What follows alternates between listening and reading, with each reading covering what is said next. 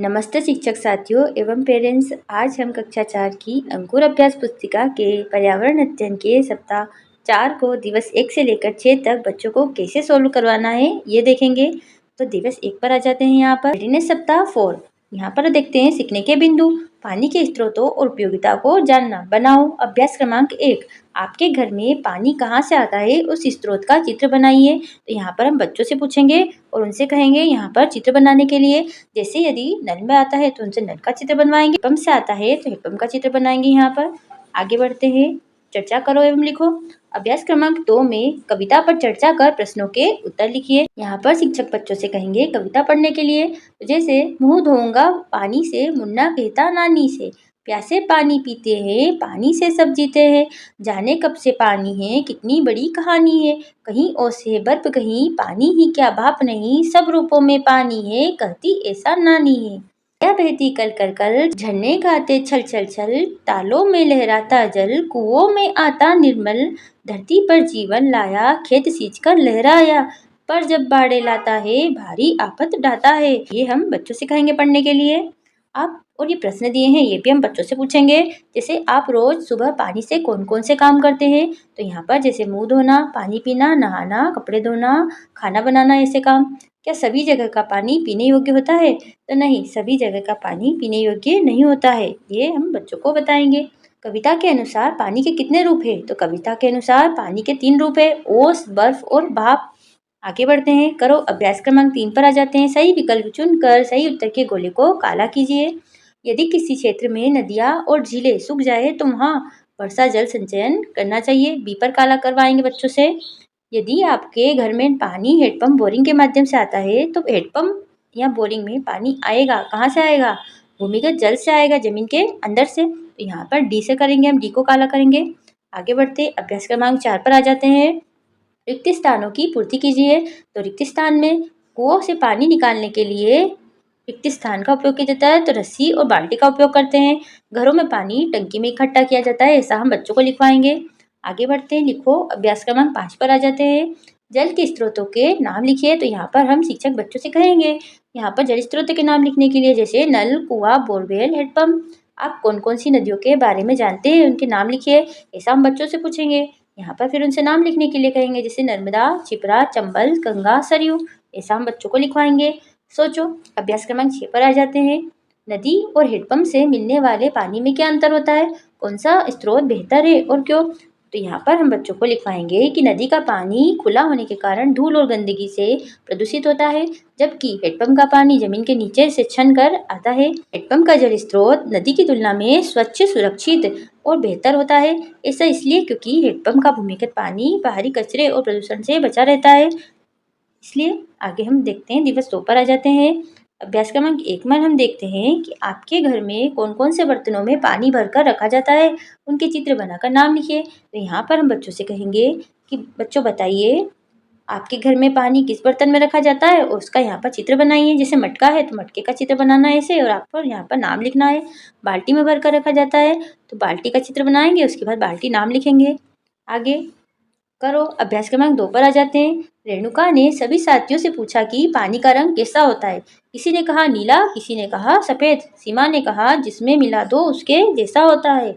यदि पानी में नीला मिला दे तो नीला हो जाएगा, लेकिन पानी में शक्कर या नमक मिलाते हैं तो सफ़ेद ही रहता है। तो यहाँ पर आप बच्चों को बताएंगे कि पानी में कौन सी चीज़ें मिलाने पर उनका रंग कैसा होता है, पानी में क्या क्या घुलता है।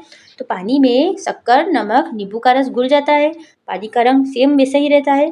पानी में क्या नहीं घुलता, पानी में रेत, मिट्टी, पत्थर, तेल, लकड़ी का बूरा नहीं घुलता है, वो पानी में तैरता या दिखाई देता है हमें। यहाँ पर करो अभ्यास क्रमांक 3 पर आ जाते हैं। सही विकल्प चुनकर सही उत्तर के गोले को काला कीजिए। गंदा पानी पीने से हमें बीमारियां हो सकती है, कौन सी, उल्टी और दस्त हो सकते हैं। तो यहाँ पर हम बी ऑप्शन को काला करेंगे। आगे दिया है यदि आशा को पानी में घुलनशील पदार्थों का समूह पता करना हो तो वह चयन करेगी। तो यहाँ पर घुलनशील मतलब कि पानी का रंग, पानी में वो चीज़ें घुल जाए तो ऐसी नमक, शक्कर और नींबू का रस होगा। तो सी पर हम इसको काला करेंगे। आगे बढ़ते हैं अभ्यास क्रमांक 4 पर आ जाते हैं। रिक्त स्थानों की पूर्ति कीजिए। हमें रोजाना साफ पानी पीना चाहिए, पानी जीवन के लिए अनमोल है, ऐसा हम यहाँ पर बच्चों को लिखवाएंगे। आगे बढ़ते हैं, लिखो। अभ्यास क्रमांक 5 पर आ जाते हैं। दिए गए स्थानों पर पानी के उपयोग लिखिए। तो यहाँ पर हम बच्चों से कहेंगे कि आपके पानी के उपयोग कौन कौन से हैं उनको लिखिए। पीने के लिए, नहाने के लिए, खाना बनाने के लिए और सिंचाई के लिए। ऐसा हम बच्चों को लिखवाएंगे। 2 पर आते हैं। यदि आपको पानी की बचत करनी हो तो आप कौन से उपाय अपनाएंगे? तो बच्चों से पूछेंगे हम कि यदि आपको पानी की बचत करनी है तो आप कौन से उपाय अपनाएंगे? तो यहाँ पर बच्चे लिखेंगे, ब्रश या बर्तन करते समय, मतलब कि बर्तन धोते समय नल खुला नहीं छोड़ेंगे, बाल्टी और मग से नहाएंगे, फुहारे का उपयोग नहीं करेंगे और पानी का दुरुपयोग कभी नहीं करेंगे। ऐसा हम बच्चों को लिखवाएंगे। अभ्यास क्रमांक 6 पर आ जाते हैं। पानी हमारे जीवन के लिए क्यों आवश्यक है? यहाँ पर शिक्षक बच्चों से पूछेंगे कि पानी जीवन के लिए क्यों आवश्यक है, तो बच्चे बताएंगे और उसको हम यहाँ पर लिखेंगे। जैसे पानी हमारे शरीर को स्वस्थ और जीवित रखने के लिए जरूरी है। यह भोजन पचाने में मदद करता है। इसके बिना पृथ्वी पर मनुष्य, पशु पक्षी, पेड़ पौधों का जीवन संभव नहीं है। ऐसा हम लिखवाएंगे। आगे बढ़ते हैं, दिवस 3 पर आ जाते हैं। अभ्यास क्रमांक 1 में देखते हैं, पानी बचाने का संदेश देने वाला पोस्टर बनाइए। तो यहाँ पर हम बच्चों से पोस्टर बनाने को कहेंगे। जैसे जल ही जीवन है, इसे बचाए, ऐसा नारा लिखकर उसमें पोस्टर भी बना सकते हैं हम। आगे करो पर आ जाते हैं। अभ्यास क्रमांक 2 पर सही विकल्प चुनकर सही उत्तर के गोले को काला कीजिए। पीने के पानी का सबसे सुरक्षित संग्रहण निम्न में से कौन सा है? तो साफ ढके हुए बर्तन में पानी रखा जाता है, तो वह सबसे सुरक्षित संग्रहण है। तो सी ऑप्शन को काला करेंगे। पानी की आवश्यकता नहीं है, क्या नहीं है? पंखे चलाने में पानी की आवश्यकता नहीं है, तो बी ऑप्शन को काला करेंगे। आगे बढ़ते हैं। अभ्यास क्रमांक 3 पर आ जाते हैं। रिक्त स्थानों की पूर्ति कीजिए। कुआं, तालाब और नदी पानी के स्रोत है। क्या है? प्राकृतिक रूप से है। पानी का सही उपयोग करने से हमें भविष्य में पानी की कमी नहीं होगी। अभ्यास क्रमांक 4 पर आ जाते हैं। दी गई वर्ग पहेली में से पानी के प्राकृतिक स्रोतों के नाम खोजकर लिखिए। प्राकृतिक स्रोत मतलब कि जो मनुष्यों ने नहीं बनवाए हैं, ये प्रकृति के रूप है, प्रकृति से ही पानी के रूप में निर्मित हुए हैं। जैसे नदी को हम ये जो ग्रिड दे रखा है इसमें ढूंढेंगे और यहाँ पर लिखेंगे। कुआं, झील, समुद्र, तालाब, आपको झरना भी दिख रहा है तो झरना भी लिख सकते हैं। यहाँ पर आगे बढ़ते हैं। अभ्यास क्रमांक 5 पर आ जाते हैं। यदि हम गंदा पानी पी लेंगे तो क्या होगा? लिखिए। तो हम बच्चों से पूछेंगे पहले कि अगर आप गंदा पानी पी लेंगे तो आपको क्या क्या हो सकता है, तो बच्चे बताएं। उसके बाद हमें ऐसा लिखाना है कि यदि हम गंदा पानी पी लेंगे तो हम बीमार हो सकते हैं। इससे हमें उल्टी, दस्त, हैजा, टाइफाइड और पेट दर्द जैसी समस्याएं हो सकती है। ऐसा हम बच्चों को भी बताएंगे साथ में। सोचो। अभ्यास क्रमांक 6 पर आ जाते हैं। पानी के बचाव हेतु एक नारा, स्लोगन लिखिए। तो हम यहाँ पर नारा लिखवाएंगे, जल है तो जीवन है, और बच्चों को अगर कुछ याद है तो उनसे लिखवाएंगे। दिवस 4 पर आ जाते हैं। बनाओ। अभ्यास क्रमांक 1 पर देखते हैं। पानी के बर्तनों के बिंदु चित्र को पूरा कीजिए और रंग भरकर बर्तन का नाम लिखिए। तो यहाँ पर जो आपको चित्र दिख रहा है इसे आपको मिलाना है और बच्चों से कहेंगे कि मन पसंदीदा रंग भरना है आप, और उनका नाम भी लिखना है। जैसे मटका, और ये क्या है? बाल्टी। यहाँ पर बच्चों से लिखवाएंगे। अभ्यास क्रमांक 2 पर आ जाते हैं। चित्र में दिया गया नारा संबंधित है, सही विकल्प पर निशान लगाइए। तो चित्र में दिया गया नारा कैसा है? हम बच्चों को पहले चित्र देखने के लिए कहेंगे। तो जल ही जीवन है, मतलब कि जल बचाने के रूप में है, तो पानी बचाओ, इस पर हम टिक कर देंगे। आगे बढ़ते हैं। अभ्यास क्रमांक 3 पर आ जाते हैं। रिक्त स्थानों की पूर्ति कीजिए। पानी हमेशा पीना चाहिए, उबाल कर पीना चाहिए। पानी बहुत महत्वपूर्ण है, ऐसा हम यहाँ पर बच्चों को लिखवाएंगे। आगे बढ़ते हैं। अभ्यास क्रमांक 4 पर आ जाते हैं। नीचे दिए गए कौन कौन से कार्य में पानी की आवश्यकता होती है, उन पर सही का निशान लगाइए। खेलने में नहीं होती है, पौधों में होती है, यहाँ पर हम बच्चों से टिक लगवाएंगे।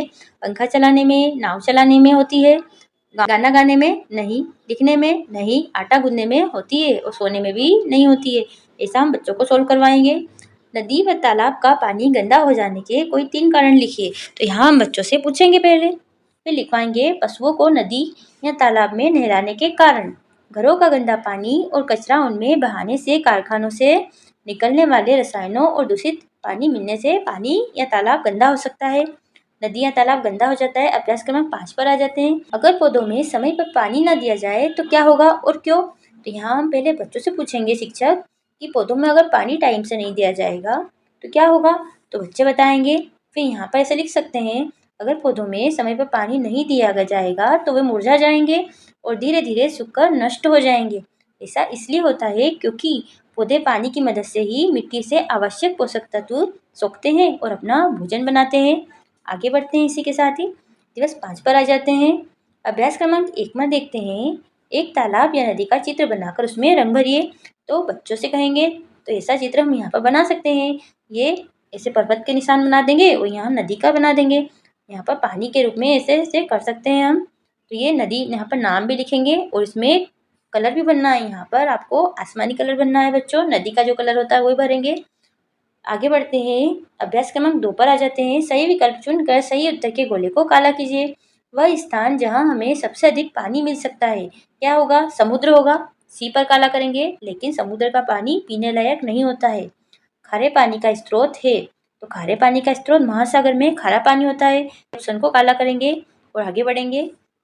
अभ्यास क्रमांक 3 पर आ जाते हैं। घर में कुछ कार्यों में उपयोग के बाद बचे हुए पानी का पुनः उपयोग कहाँ कहाँ किया जा सकता है? तो यहाँ पर हम बच्चों से पूछेंगे कि जो पानी बच जाता है उनका उपयोग आप किस कार्य में करते हैं?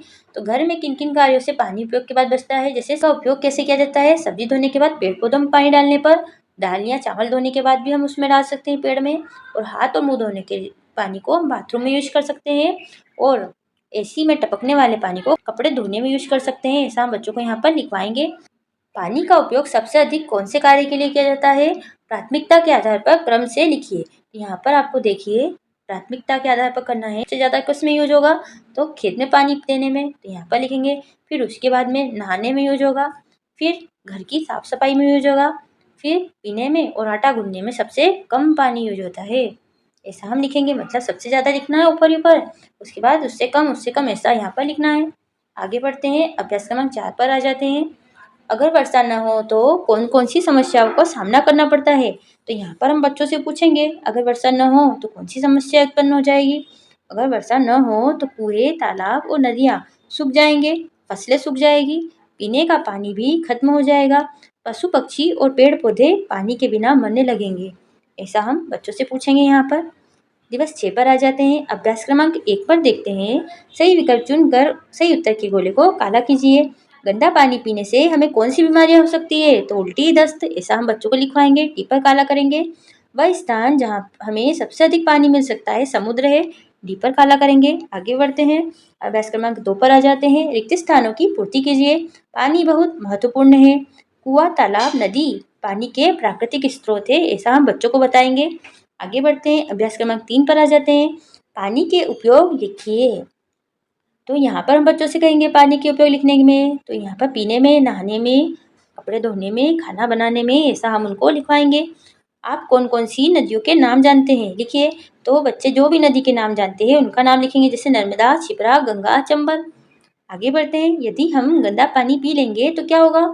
तो यदि हम गंदा पानी पी लेंगे तो बीमार हो सकते हैं, हमें उल्टी, दस्त, टाइफाइड हो सकता है। ऐसा हम बच्चों को लिखवाएंगे। अभ्यास क्रमांक 4 में रह जाते हैं। अपनी पसंद के प्राकृतिक जल स्रोत का चित्र बनाकर उसमें रंग भरिए। तो यहाँ पर कुआं बनाया है, आप कुआं कैसे बनाएंगे, कैसे बच्चों को बनवाएंगे? तो बोर्ड पर उनको बनाकर बताइए ऐसे। फिर यहाँ पर आपको ऐसे करना है, फिर उसको फिलअप कर दीजिए और यहाँ पर ईंट के रूप में ऐसे हम एक एक करके यहाँ पे बना सकते हैं उनको, और बाल्टी भी लगा सकते हैं, पानी बता सकते हैं। ऐसे आपको बनवाना है बच्चों को, देख लीजिए, और नाम भी लिखना है। आगे सोचो। अभ्यास क्रमांक 5, अगर समय पर पौधों में पानी न दिया जाए तो क्या होगा और क्यों? अगर समय पर पौधों को पानी न दिया जाए तो वे मुरझा जाएंगे, सूख कर नष्ट हो जाएंगे। ऐसा इसलिए होता है क्योंकि बिना पानी पौधे अपना भोजन नहीं बना पाएंगे। ऐसा हम यहाँ पर बच्चों को लिखवाएंगे। इसी के साथ ही हमारा ये सप्ताह यहीं पर समाप्त हुआ। मिलते हैं अगले वीडियो में नए सप्ताह के साथ। तब तक आप चैनल को सब्सक्राइब कर लीजिए और वीडियो को लाइक कर दीजिएगा, और पुरानी वीडियो को आप चैनल पर देख सकते हैं। धन्यवाद।